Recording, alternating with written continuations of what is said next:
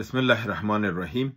قدرمند لیدونکو او اوریدونکو او ګرانو هیوادوالو سلامونه او احترامات مې ومنئ. نن 18 نومبر کال 2015 چې د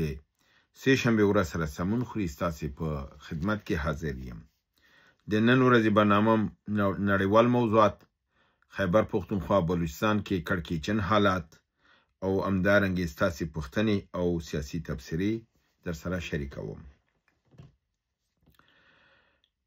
لومړی درس نه مخې د پاکستان په اوضاع باندې راځو چې هلته حالات نهایتاً کړکېچن شوي دي. ورځ تر بلې د ازادۍ غوښتونکي غورځنګ څپې درنیږي او وارونه په پاکستان پر پوځ باندې هم درنیږي او بالمقابل د پاکستان د پوځ ظلم و بربریت د پښتنو او د بلوڅو په مقابل کې چون خپل کسې نه ګڼي، خپل خاوره نه ګڼي او په دې پوهیږي چې د ازادۍ غوښتونکي دي، بمبارد کوي، وژل کوي، کورونه ورانوي، ژوندي ورکوي او بدحالې راخیستی دی. په خیبر پښتونخوا کې ډېر لوی تظاهرات شوي دي، مظاهرې شوي دي او د پاکستان د پنجاب د پوځ نه غوښتل شوي دي چې د صوبه سرحد یا د خیبر پښتونخوا د ټولو سیمو نه نور د دوی ووځي او په دې خاوره کې د نه اوسي چې دا د کړکېچ او د تشنج باعث ګرځېږي. دا یو ډېره لویه غوښتنه ده او دا نن په تظاهراتو کې شوي دي او د پوځ باندې یرغلونه هم شوي دي. همدارنګې په بلوچستان او په خیبر پښتونخوا کې مجموعاً 22 حملې د پاکستان پر پوځ شوي دي. 56 کسانه وژل شوي دي. پاکستان پوځ 19 کسانو د وژلو خبره قبوله کړې ده، اما د سیمې خلک وایي چې وژل شوي د 55 نه ډېر دي، لپاره دی چې دی مړي د ورځې پرېښي خو د شپې راغلي، د شپې په تیاره کې د هلیکوپټرو په ذریعه باندې خپل مړي اوچت کړي دي او دا تعداد کم ښودلی دی او دی د دې سیمې نه وړي دي. همدارنګې دغه تظاهرات په بلوچستان کې هم ادامه پیدا کړې ده. هلته هم خلکو خپل د ازادۍ لپاره او د مکمل ازادۍ اراده کړې ده او دا خبره کړې ده چې دا مبارزې به زموږ د پاکستان تر پوځ په مقابل کې تر هغه دوام لري تر څو چې موږ خپل ازادي نه یې اخیستې او د پنجاب د یرغل نه مو دغه بلوچستان نه وي خلاص کړی. همدارنګې په بلوچستان کې په جعفر اکسپرس یعنې په ریل باندې چې د رابي یعنی نصیر آباد په سیمه کې تیرېدو حالت کې برید پې باندې شوی دی. 6 پاکستاني اردو افسران وژل شوي دي، ډېر زیات شمېر ټپیان شوي دي، لپاره دی چې دغه ټرین جعفر اکسپرس چې و دا د بلوچستان نه هغه پوځیان د وړل چې دا د پنجاب خواته تلل او د هند سرحد ته چون هلته حالات کړکېچن دی، هند خپل قوا راوسي، دی اوس د دې نه خپل قواوې انتقالوي او دی څه کوي، دی هغه د پنجاب رجمنټ قواوې چې دي دا بلوچستان او خیبر پښتونخوا ته لیږي، ځکه چې دلته په پښتنو او په بلوچو باندې اعتماد نه کوي او د بلوچو او د بلوچستان رجمنټ او د خیبر پښتونخوا رجمنټ چې د پښتنو ګروپونه دا چې دي دا وړي د پنجاب خواته او هلته دغه کوي چې هلته وجنګي د هندوستان سره. یعنی دلته پنجابیان راځي چې دلته پښتانه وځپي او د دې ځینې پښتانه وړي هلته چې هلته په جنګ کې مړه شي. یعنی په هر حالت کې دی په دواړو طرف د پښتنو ځپل او وهل غواړي او کوي چې په دې باندې باید پښتانه ډېر پوه اوسي او څنګه چې دی اوس اواز اوچت کړی دی چې موږ دی په جنایتونو باندې پوه شوي سو نو نور پس دی هم باید د مخنیوی وشي. نو د دغې ټولو حالاتو نه دغه کیږي چې پاکستان کړکېچن حالت کې دی او د دوی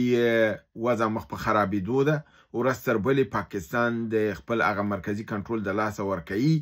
او بالاخره نړۍ به دې ته مجبوریږي چې مداخله وکړي او د پاکستان د اتومي مسلې او د نظام دغې غم په دې وخوري که دا اتوم د بل چا لاسته ولیږي نو دا سیمې لپاره به یو لوی خطر او نړۍ ته به خطر راپېښ کړي. راځم په نړیوالو موضوعاتو کې د ایران خپل د فضایي مانورونه شروع کړي دي. یعنی د میګ 9 تیارې چې د روسیې نه تازه ترلاسه کړي، د چینایي تیارې G10C او د سو 35 یا سو 15 تیارې چې دي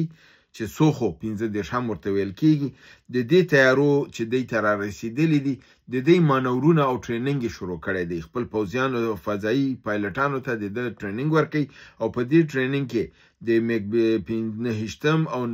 سوخو 15 لپاره روسي پیلوټان ورسره دي چې دوی ته تربیت ورکوي او د جی10 لپاره چینایي مشاورین او پیلوټان دي چې ایرانیانو ته ټریننګ ورکوي او د دې ټریننګ دی شروع کړی دی. خپل فضایي کنټرول غواړي لاس کې ولري او په آینده کې که امریکا یا اسرائیل حمله کوي نو دوی به د هوایي قوت کاملا په لاس لري چې دغه ټکی باعث د تشویش اسرائیل او امریکې ته شوی دی چې دوی کوم پروګرام د حملې په ایران لري. ایران ورځ تر بله خپل قوت باندې اضافه کوي او د چمتو کیږي. همدارنګې د اسرائیل د کابینې یو وزیر چې د وزیر د مهاجرینو دی هغې په خپل خطاب کې پارلمان کې خبرې کړې دي. دا ویلي دي چې ترکیه د ایران نه موږ ته ډېر خطرناکه ده. موږ باید د ترکیې په حصه کې هم یو تدبیر او پروګرام ونیسو که نه په آینده کې ترکیه موږ ته سردرد جوړوي ځکه د ترکیې پروګرامونه د سیمې د توسعې او د ده لپاره دي. بنان اسرائیل باید چې څنګه د ایران په حصه کې پروګرام دی وهلو یې جوړ کړ او ایران په حساب د هغې په گفته باندې د اتومي مرکز او د منځه ویوړل. موږ باید د ترکیې په هکله باندې هم داسې تصامیم ونیسو ځکه چې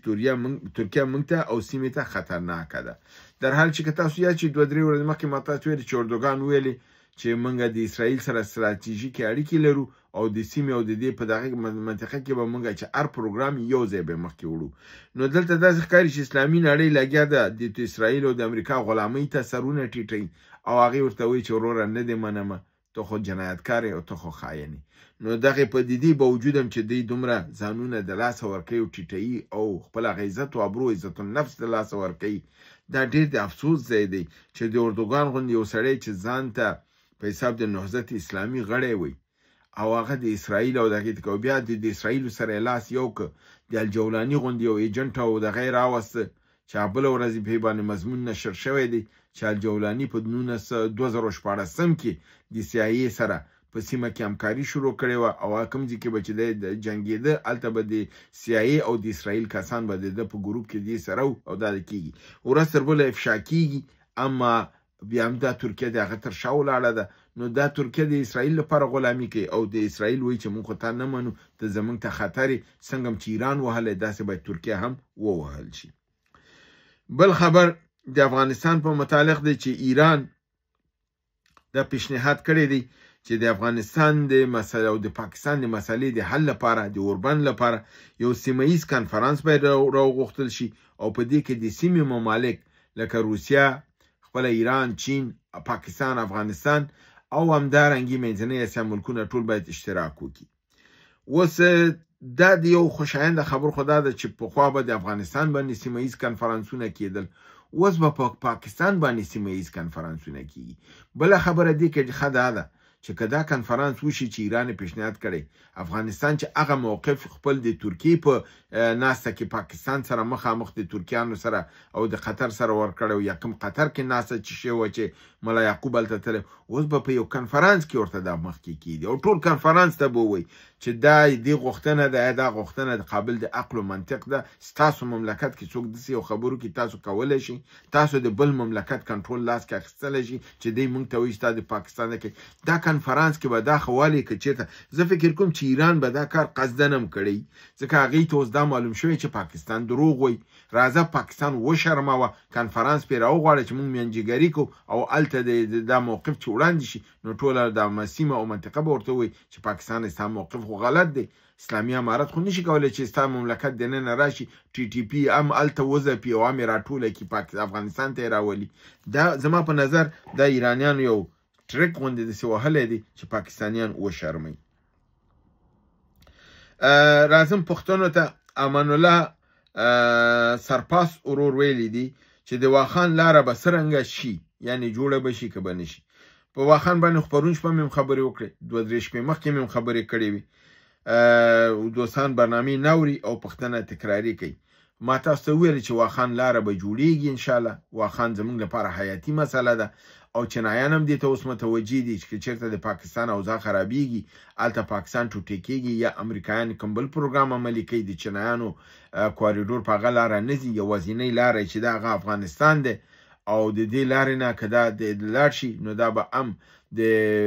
تاجکستان ازبکستان ترکمنستان د کسپین خواته به اروپا د منځنۍ اسیا نه به تیر شي تر ماسکو او همدارنګې اروپایي ټولنې ته به لاړ شي او دارنګې د افغانستان د منځ نه که دا لاړ شي ایران ته د ایران نه دا عراق او کویت او همدارنګې سوریه او ترکیه او دې خواته تللی شي نو په دې اساس باندې فکر کوم چې په دې باندې دوی غور شروع کړی دی او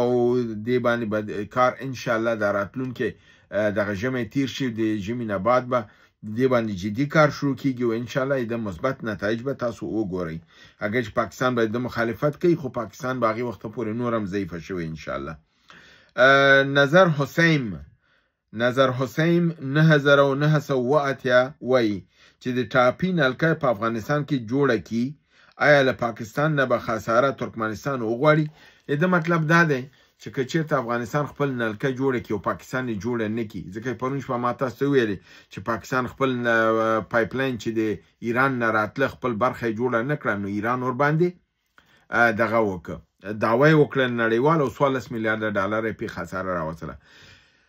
چون هلته د دوو مملکتونو قرارداد مسله وه پاکستان په مقابل د ایران او ایران مقابل د پاکستان کې د دواړو هغې یو طرف معاهده ماته کړې وه نو دې اساس باندې ایران مستقیما د پاکستان خلاف لاړه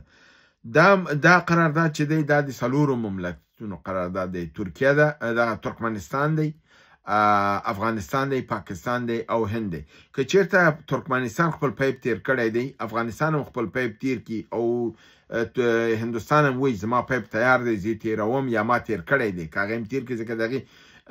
فاضلکا پورې دونه سرحد نه دونه لاره نه ده هغې ته لنډ دی که چېرته هغه جوړ کړي نو دلته بیا پاکستان بالکل د بار لاندې راځي هم د کنسرشون په شکل کې د یعنی متحده شکل کې دی کولی شي د دې مقابل کې لاړ شي او پاکستان نه جرمانه وغواړي ځکه پاکستان دا قرارداد امضا کړی دی په دې کې شامل دی او دا نور او هم افغانستان مقابل کې تللی شي او هم ترکمنستان په مقابل کې تللی شي یعنی داسې دغه دی ځکه دا قرارداد تنها د ترکمنستان نه دی چې تاسو همیش وایي چې په اسلام آباد کې په پاکستان کې دغه جوړ نه کړي ترکمنستان مسؤل دی لکه هغه یو ورور ویلي ترکمنستان د مسؤل نه دی دا د مشترکه د ټولو جاینټ وینچر دی ته وایي یعنی مشترکه یو کوشش دی او د دې مشترکه کوشش باندې قرارداد کې چې ټول دغه دي مساوي مسؤلیت لري او هر یو خپل مسؤلیت باید ادا کړي که نه په نهایت کې بیا دا قضیه که ځي دا به د نورو ملکونو ته فرضاً اوس افغانستان پیپ تیر کړی که پاکستان مقابل کې ځي تنها ترکمنستان نشي تللی په پخوا په دې نشو تللی چې افغانستان هم پیپ نه و تیر کړی هند هم نو دریو طرفو نه و تیر کړی او چې افغانستان هم تیر کړي که هند هم تیر کړي بیا دا درې اکثریت کېږي دوی بیا یو ځای کولی شي لاړ شي او هر یو به خپل د مصرف دعوا به کوي او هماغه جرمانه چې په قرارداد کې تعینه شوي هغه به غواړي او دی مجبور دي چې هغه ورکړي زموږ تاسو ورور دی په نامه د فرحان جان د مزار شریف نه دا پوښتنه کړې ده چې دی ویلي چې نن به تاسو لیدلي چې 15 تنه افغانان په پیښور کې په اتهام د دغه په حساب جعلي پاسپورټونو یا فوټو چینج پاسپورټونو پاکستانی گرفتار شول ځکه دوی کوشش کوي چې په دې پاکستانی پاسپورټونو کې د عربستان سعودي ویزه ولګي او د کار لپاره عربستان سعودي ته لاړ شي دا وایي چې که چېرته تر کومه به افغانان داسې پاکستانی پاسپورټونو باندې ویزې کوي او گرفتاره به کیږي ولې اسلامي امارت د عربستان سعودي سره خبره نه کوي او د دغه پاسپورټونو د مسله ورسره حل کړي او د کار ویزې افغانانو ته د افغاني پاسپورټ کې ورکړي او هلته چې کوم افغانان پاسپورټونه پاکستاني دي هغه ته تبادله شي په افغاني او هغه ویزې هلته انتقال شي نو په دې بابت کې دی وایي چې د عربستان سعودي قونسلي خو په کابل کې موجوده ده نو ولې دا کار نه کوي نظر ډیر نیک نظر دی موږ هم دا غواړو چې د افغانانو پاسپورټونه باید په افغاني پاسپورټونو کې دوی ته د سعودي ویزه ورکړل شي او د افغانستان سره د قرارداد وشي او افغانستان د قرارداد په اساس باندې دغه کسان د کار لپاره چې پاکستان نه ځي، بنگلاديش نه، هند نه ځي، د افغانستان یو اوس هم چې د افغانانو کم یو 50,000 کسان په عربستان سعودي کې دي او همداسې په کم از کم 1 لک خو په د متحده عربو کې دې ځایونو کې دي. نو که دغه کسانو ټولو ته په افغاني پاسپورټ کې د کار ویزه ورکړي دا ډیره ښه خبره ده. ستونزه کوم ځای کې ده؟ ستونزه دا ده چې افغانستان او عربستان سعودي تر اوسه ډیپلوماټیک اړیکې نه دي استواره شوي. کله چې دا اړیکې نه استواره شوي او قرارداد صورت نه نیولی، معاهده نه شوي، هغه معاهده نشي تطبیقېدلی او سفارتونه وجود نه لري چې دغه پاسپورټونه د دې کار ده په همغه رقم دی وکړي. نو که چېرته فرضاً دغه د ډیپلوماټیکو اړیکو مسله حل شي او که حد اقل په دویمه سطح باندې هم دوی دا کار وکړي چې قونسلګانې فعالې کړي او د قونسلۍ په د سطح باندې د ویزو مسله مطرح کړي او دواړه طرفین په دې باندې یو معاهده وکړي چې د افغانانو ته به په افغاني پاسپورټ کې ویزه ورکړي او کوم پاسپورټونه چې پاکستاني افغانانو اخیستي هغه به ورکوي، په عوض به افغاني اخلي، ویزه به انتقالي. بالکل دا مشکل حلېدی شي. خو په دې بابت کې د اسلامي امارت نه دا دغه کوو چې دوی باید خپل کوششونه د افغانانو د دغه سهولتونو لپاره او د رفع مشکلات لپاره د ګاونډي ممالکو سره یعنې افغانستان باید د عربستان سعودي سره مطرح کړي تر څو دغه مشکل حل شي او خلک وشي کولی چې خپل د ستونزې د خپل د مملکت نه د خپل پاسپورټ په ذریعه حل کړي، نه دا دی چې د بل پاسپورټ اخیستی او هغه باندې چې سفر کې نیول کېږي، بندي کېږي، جزا ورکول کېږي، پیسې ترې اخیستل کېږي چې دا د افغانانو په ګټه نه دی. هیله ده چې زموږ د اواز اسلامي امارت تر وزارت خارجه او تر نور مقاماتو ورسیږي او په دې ځای کې جدي اقدام وکړي تر څو دا مشکل حل شي او افغانان د دې ستونزو نه ووځي. هیله ده چې برنامه وګورئ، خوا کې دوستان سره او شریک کړئ. تر بل برنامې چې تاسو حضور ته حاضرېږم، تاسو په لوی پاک پروردګار سپارم. وما علینا الا البلاغ.